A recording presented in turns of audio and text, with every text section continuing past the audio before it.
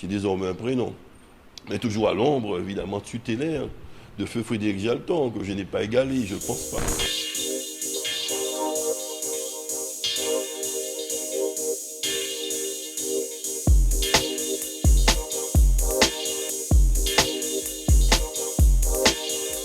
Frédéric Jalton, c'est un Guadeloupéen, hein, né aux Abîmes, de mère lamantinoise, petit bourgeois, ça dépend, prise d'eau, hein, fils d'un commerçant, hein, qui était en pointe à l'époque, M. Félix Édouard, hein, boulanger, vendeur d'essence, grande épicerie, et d'un père, Frédéric Jalton, dit Robert, médecin de son métier, issu d'une famille d'agriculteurs, paysans de la ville des Abîmes, né lui-même à Boivin-Abîmes.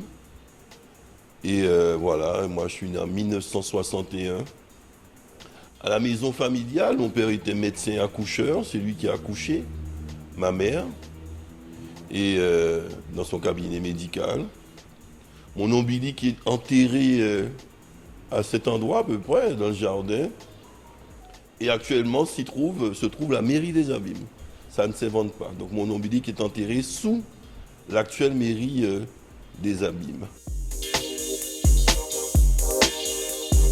Pour faire comme papa. Bien pas. Ma vocation, j'étais plutôt la politique et l'économie. Mais j'étais pas trop. Frédéric Jalton n'était pas trop emballé, pas de veto, mais enfin, quand il donnait son point de vue, c'était presque un ordre. Hein. Politiquement, c'est François Mitterrand. Mais mon père m'a bercé dans la politique. J'ai suivi évidemment ses conseils, ses préventions, ses commandements. Même parce qu'avant de mourir, il m'a laissé les 10 commandements de politique qui est affiché dans mon bureau que je donne aux uns et aux autres. Et donc c'est un modèle, sans doute, oui. Mais la personne qui a fait naître ma vocation politique, c'est François Mitterrand. Ah oui, j'ai eu la vocation d'être maire assez tôt, hein. Peut-être sous l'influence de Frédéric Jalton. Mais la vocation politique elle-même, c'était Mitterrand. Mais peut-être la vocation de maire, c'est en voyant Frédéric Jalton sans doute à l'œuvre, cette proximité avec la population, ce sentiment d'être utile, de rendre service socialement ou économiquement aux uns et aux autres, ça m'a beaucoup influencé. J'ai voulu sans doute faire comme le père. Non, j'ai pas cherché à voir. Non, j'ai jamais été complexé par la présence de Frédéric Jalton. De son vivant, encore moins après sa disparition. Non, pour moi, ça n'a pas été un concurrent, certainement pas. C'est un modèle, hein. C'est un modèle et je n'ai jamais vécu, je n'ai pas souffert de ne pas avoir un prénom, non, pas du tout, jamais. C'est venu naturellement, effectivement, au début, on m'appelait Frédéric, chacun se trompait. Mais maintenant, ça n'existe plus, hein, très rarement. Donc, je me suis fait un prénom progressivement, hein.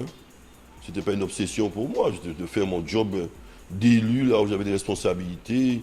Je savais que les choses seraient venues naturellement, c'est le cas. J'ai désormais un prénom. Mais toujours à l'ombre, évidemment, tutélaire de feu Frédéric Jalton, que je n'ai pas égalé, je ne pense pas. Eh bien, c'est le sens d'être utile. Utile aux autres, surtout aux plus nécessiteux, ceux qui ont besoin de vous, de toutes les catégories. Le sens peut-être d'impulser quelque chose qui autrement ne se ferait pas. Donc c'est plus que l'utilité, c'est presque être nécessaire, ne pas dire parfois indispensable, dire l'impression que sans moi peut-être ça ne serait pas passé comme ça, donc je dois encore être présent pour faire que les choses se passent mieux que ce qui auraient été sans moi. Oh, la politique est bien galvaudée. Hein. Mon père me disait souvent que la politique c'est un sacrifice. Ce n'est pas une sinécure, c'est un sacerdoce. Et aujourd'hui, beaucoup trop de personnes voient la politique comme un tremplin pour exister, mais sans fond. C'est un peu dommage, mais ce n'est pas le cas général. L'immense majorité des gens ont une vocation, une envie comme moi-même de servir leur quartier, leur cité, leur pays. Hein. Mais il y a trop de mercenaires en politique qui veulent faire carrière à tout prix, qui ne se donnent aucune limite personnelle. Ils ne mettent pas en exergue leur capacité par rapport aux postes qu'ils prétendent pouvoir occuper. Ils n'ont pas de limite. Et manque de modestie, d'humilité, c'est ce qui me désole un peu dans certains profils politiques de nos jours.